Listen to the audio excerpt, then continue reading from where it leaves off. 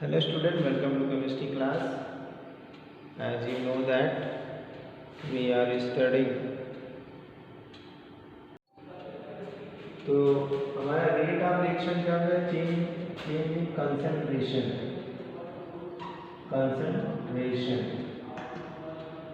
Upon change in time,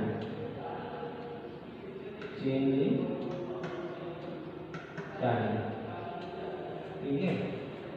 अब अगर हम ये यहाँ सपोज करो कि रिएक्टेंट है, ये प्रोडक्ट है, ठीक है। तो रिएक्टेंट के लिए अगर हम रेट लिखेंगे तो ये minus delta R upon delta T होगा, और अगर प्रोडक्ट के लिए लिखेंगे तो ये प्लस हो जाएगा delta T upon delta T होगा, ठीक है। आई बात समझे। अब यहाँ पे हमारा जो रेट है वो कितनी तरह से हम इसको दिखा सकते हैं। रेट, ठीक है। जहाँ जिसको लगेगा कि हाँ हमको इसको थोड़ा इलेबरेट करिए, इसको इलेबरेट करके बताइए, तो वो उसको हम बता देंगे, ठीक है। एक तो हमारा एवरेज रेट, एवरेज रेट का मतलब ये होता है dx अपॉन dt लेंगे। यहाँ कोई टाइम कंसंट्रेशन चेंज का होता होगा x2 minus x1 upon t2 minus t1। इसके बाद एक हमारा आता है इंस्टेंटेनियस। इंस्टेंटेनियस का मतलब हो गया कि specific time, rate of reaction in specific time.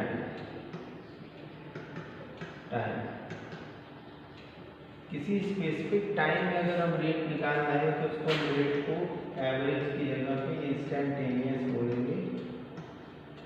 I N equal to क्या हो जाएगा dx अपॉन dt, ठीक है। ये इंस्टेंटेनियस हो गया। एक छोटे से छोटे समय में भी हम इसका जो है कि रेट निकाल सकते हैं। अब इसके बाद होता है हमारा rate of disappearance, rate of disappearance,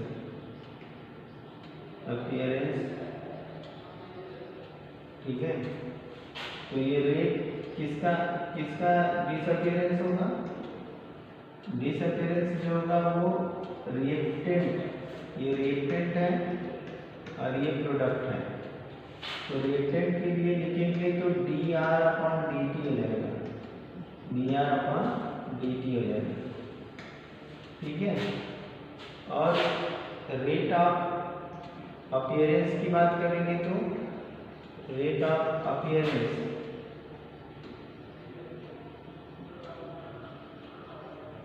की बात करेंगे तो क्या हो जाएगा, ये रेट, ये हमारा रेट हो जाएगा plus D T upon D T. तो ये ऑल अबाउट हो गया रेट के बारे में, ये हो गया हमारा रेट के बारे में। अब इसमें किसी को दिक्कत अगर हो तो फिर हम लोग उसको डिटेल में देख सकते हैं, अदरवाइज बढ़ते हैं आगे की ओर। अब इसके बाद फैक्टर्स आ जाते हैं, फैक्टर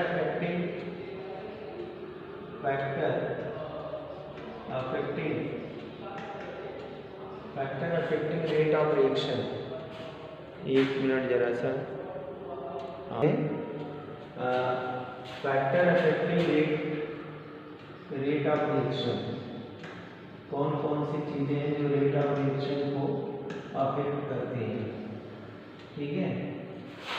तो पहला जो फैक्टर हमारा होता है वो सबसे बड़ा फैक्टर होता है कंसंट्रेशन। क्या होता है? क्योंकि डायरेक्टली प्रोपोर्शन होता है। पहले तो हम देख लेते हैं कंसंट्रेशन,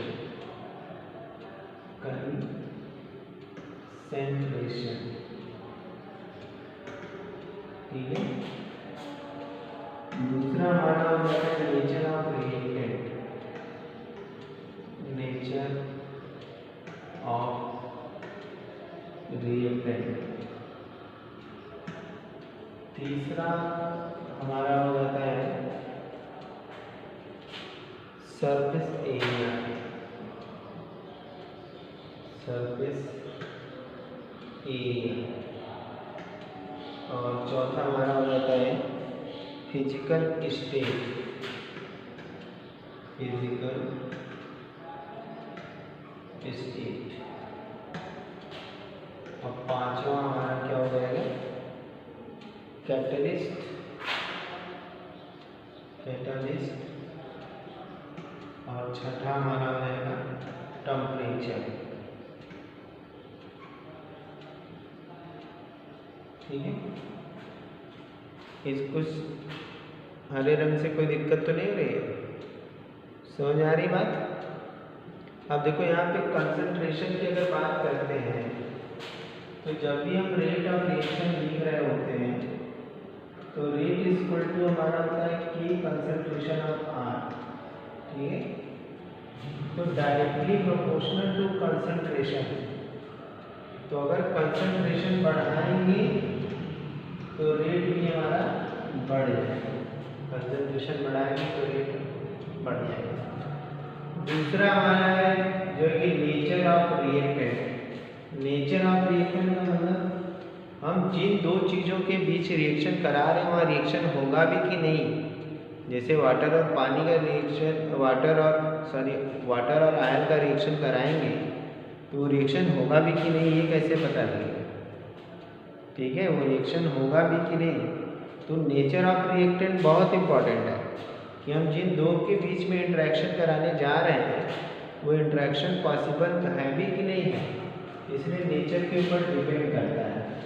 ठीक है, और नेक्स्ट आता है सरफेस एरिया की बात करते हैं। तो जितनी ज़्यादा सरफेस एरिया होगी, हाई सरफेस एरिया होगी, तो हमारा रिएक्शन भी बहुत तेज होगा, रेट भी ज़्यादा होगा। रेट भी क्या होगा, ज़्यादा होगा।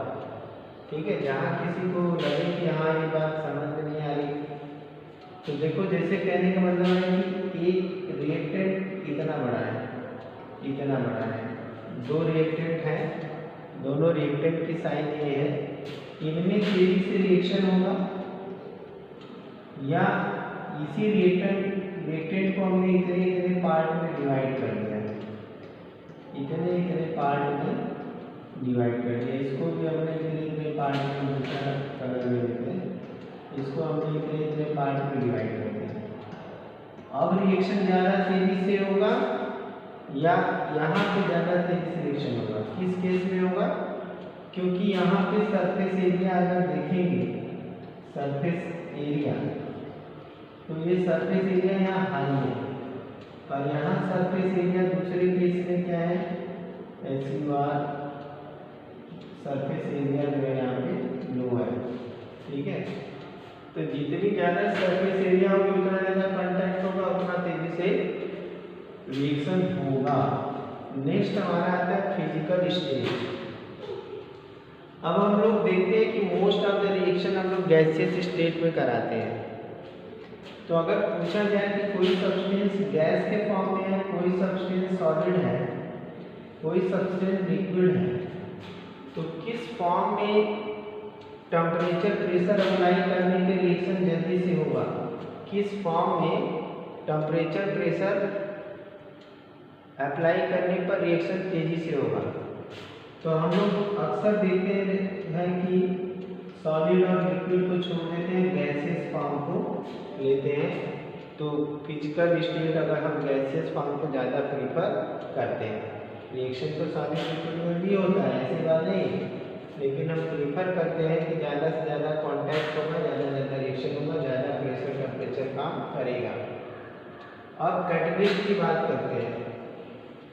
तो कैटलिस्ट क्या करते हैं, रेट ऑफ रिएक्शन को इंक्रीज कर देते हैं। कैटलिस्ट क्या करते हैं, रेट ऑफ रिएक्शन को इंक्रीज कर देते हैं, बढ़ा देते हैं।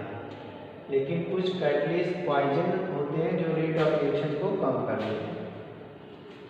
अब अगर टेम्परेचर की बात करते हैं, टेम्परेचर की बात करते हैं, तो जितना टेम्परेचर बढ़ाएंगे रेट भी बढ़ेगा, टेम्परेचर बढ़ाएंगे रेट भी बढ़ेगा। तो ये हो गए हमारे फैक्टर अफेक्टिंग ऑफ रिएक्शन, ठीक है, रेट ऑफ रिएक्शन।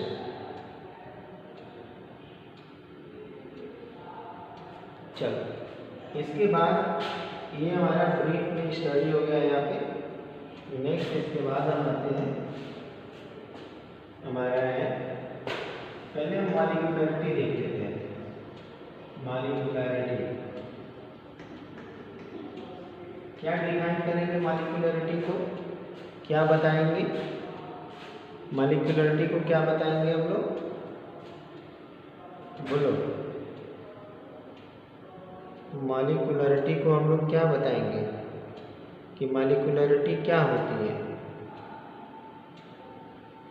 मॉलिक्यूलरिटी क्या होती है, हम क्या बताएंगे? मॉलिक्यूलरिटी क्या होती है? In any elementary reaction, in any elementary reaction, it is the number of molecules, number of molecule, number of molecule which collide to form product, ठीक है। कोलिजन उनके बीच होना चाहिए, वो वाले मॉलिक्यूल जो कोलाइड होकर के प्रोडक्ट बनाएंगे, है ना, वही होती है molecularity. It is the number, ठीक है, कितने कोलाइड होकर के प्रोडक्ट में कन्वर्ट हो रहे हैं, that is the number. Okay, अब जैसे कहने का मतलब यहाँ पे H2 + I2 रिएक्ट किया तो यहाँ पे 2HI बना, तो इसकी मॉलिक्यूलरिटी क्या होगी? 2 हो गई, सॉरी 2 हो गई। जैसे H2 + 3H2,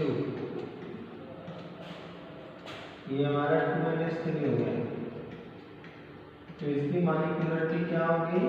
यहाँ पे 4 हो गई, ठीक है। PCl5 टूटा, PCl3 + Cl2 में जो मॉलिक्यूलरिटी इसकी क्या हो गई? ये 1 हो गई, ठीक है। तो मॉलिक्यूलरिटी एक तरह से क्या होती है? होल नंबर होती है। Molecularity is whole number,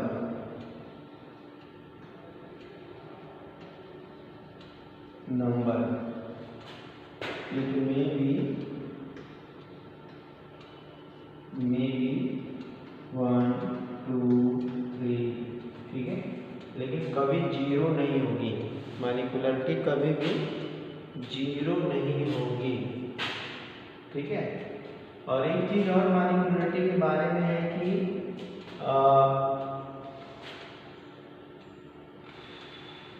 fraction में भी नहीं होती है।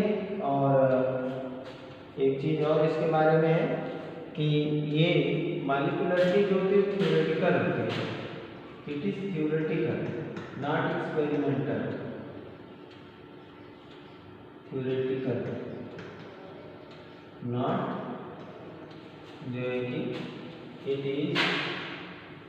Is theoretical not experimental. जो हमें दिखता है वही हम बता देते हैं, जो हमें दिख जाता है वही हम बता देते हैं, ठीक है। इतनी बात आई होप समझ में आ गई होगी।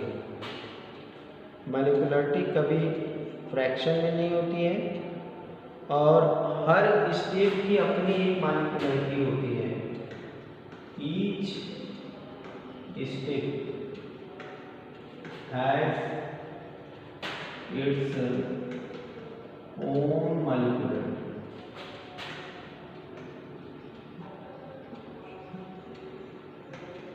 own molecularity, its own molecularity.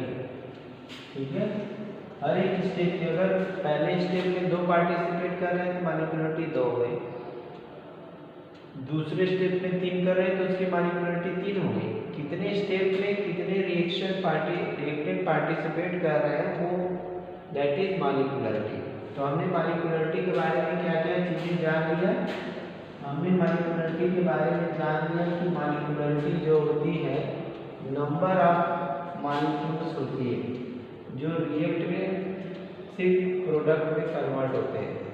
और यहाँ पे हमने एग्जाम्पल में देख लिया इसके हिसाब से। और मॉलिक्यूलरिटी हमेशा होल नंबर में होती है, कभी जो है जीरो या फ्रैक्शन में नहीं होती है। और जो मॉलिक्यूलरिटी होती है वो एक थ्योरेटिकल वैल्यू है। ये थ्योरेटिकल वैल्यू जो हमें रिएक्शन में दिख गया स्टोइचियोमेट्री में वही हमारा जो है कि हो गया। ठीक है, और इसके बाद हर स्टेप की अपनी एक मॉलिक्यूलरिटी होती है। तो आई होप अब मॉलिक्यूलरिटी से रिलेटेड कोई प्रॉब्लम नहीं होगी। चलो ठीक है, इससे किसी को कोई दिक्कत हो तो पूछ सकता है, स्क्रीनशॉट लेना हो तो स्क्रीनशॉट ले सकते हो, पढ़े हो चीज़ें समझनी है बस। अब केवल अब आ जाते हैं हम रेट लॉ पे पहले आते हैं। Rate law, what is rate law? Rate law क्या होता है? रेट लॉ क्या कहता है? रेट लॉ कहता है कि अगर हमारे पास एक रिएक्टेंट है या 2 रिएक्टेंट है और यहाँ प्रोडक्ट बनता है तो जो रेट ऑफ रिएक्शन है वो directly proportional to product of concentration of reactants molar concentration के प्रोडक्ट के बराबर होता है, प्रोपोर्शनल होता है। इसको हम लिख सकते हैं रेट इक्वल टू के ए और डी। ठीक है, अब इसमें ये भी हो सकता है कि सपोज कि ये हमारा रिएक्शन हो रहा था ये बी और यहाँ पे पी, तो ये रेट ऐसा भी हो सकता है जो चीज़ें यहाँ पे हमें नहीं दिखती हैं वो भी लिख दी जाती है। जैसे यहाँ पे लिख दिया गया पी और यहाँ पे लिख दिया गया क्यू। ठीक है, अब ये चीज़ हमें पी और क्यू नहीं दिख रहा है, लेकिन एक्सपेरिमेंटली पता लगा कि यहाँ पे पी और क्यू जो है कि अमाउंट ही लगा है। ठीक है, होल रिएक्शन में हमें कुछ नहीं दिखाई दिया और इस P प्लस Q को ही हम ऑर्डर ऑफ रिएक्शन कहते हैं, ऑर्डर ऑफ रिएक्शन। तो यहाँ से हमें ऑर्डर ऑफ रिएक्शन अगर जानना हो कि ऑर्डर ऑफ रिएक्शन क्या है, ऑर्डर ऑफ रिएक्शन कि ऑर्डर ऑफ रिएक्शन क्या है, तो हम कैसे कहेंगे, क्या बताएंगे? It is the sum, it is the sum of power, sum of power raised to the concentration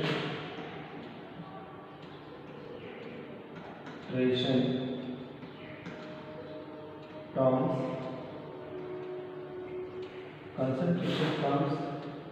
of reactant in rate determining state।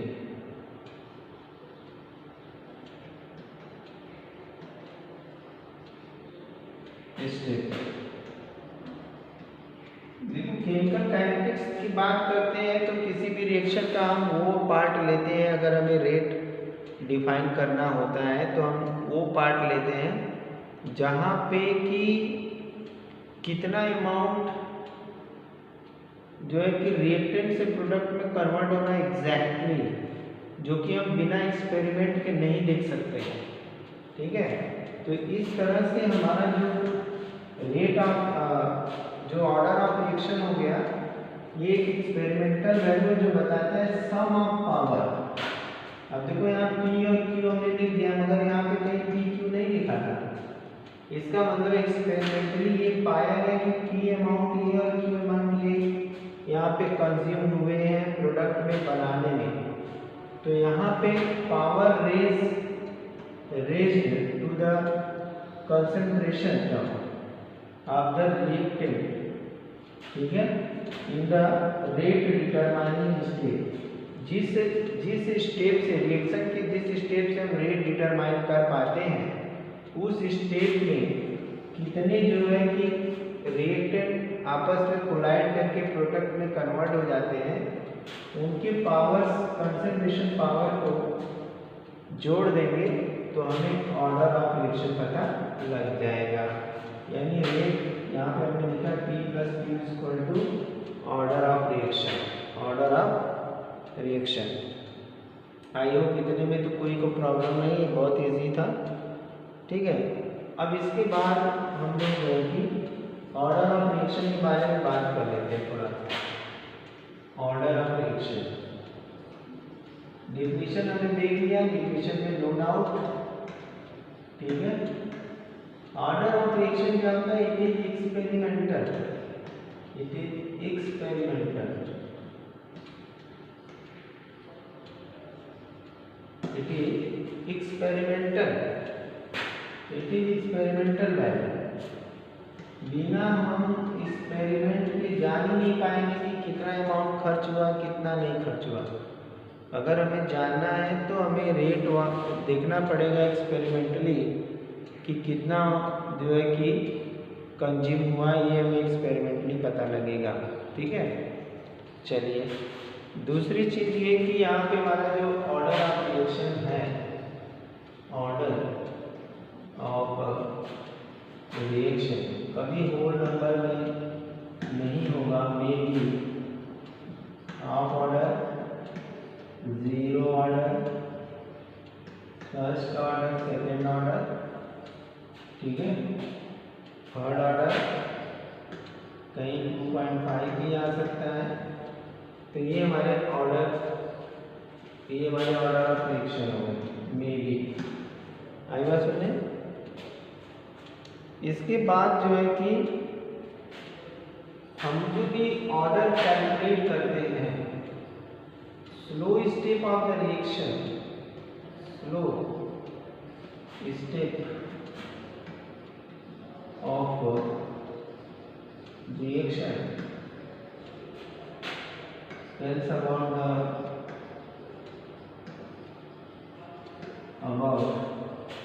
slow step reaction tells नहीं यहाँ पे हम देते हैं reaction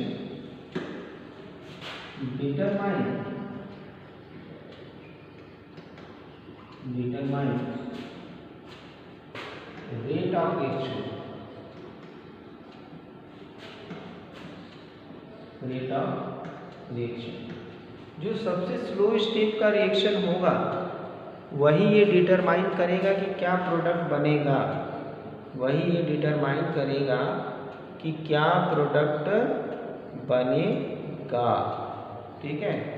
तो हमेशा जब ऑर्डर ऑफ रिएक्शन हमें कहीं निकालना होता है तो हमें जो रेट वहाँ पे निकालना होता है वो हम स्लोएस्ट स्टेप का लेते हैं। फास्ट स्टेप में तो पता ही नहीं लगता कि कब रिएक्शन स्टार्ट हुआ और कब जाके खत्म हो गया, ठीक है।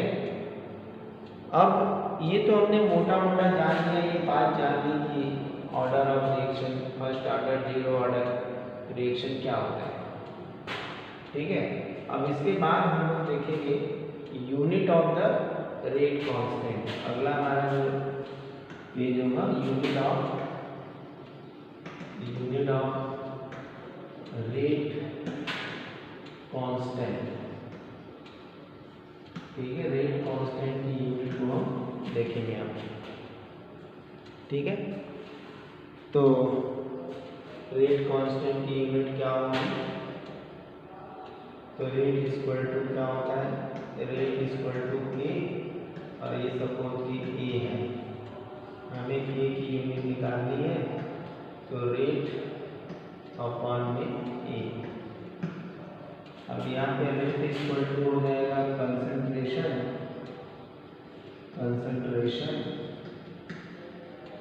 अपॉन टाइम और ये पूरे अपॉन कंसंट्रेशन। ठीक है, अब इस कंसंट्रेशन को हम कैसे लिखेंगे? अभी देखिए इसके, अब ये है 1, ये कंसंट्रेशन को 1 मान लें और ये वाला कंसंट्रेशन भी 1 है, मान लो इसके ऊपर 1 पावर है। अभी जब ऊपर जाएगा तो -1 हो जाएगा।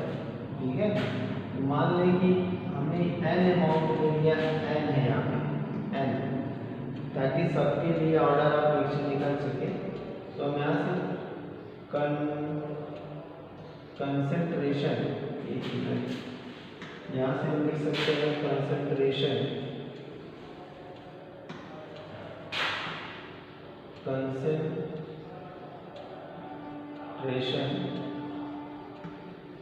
के पावर 1 - n अपॉन टाइम।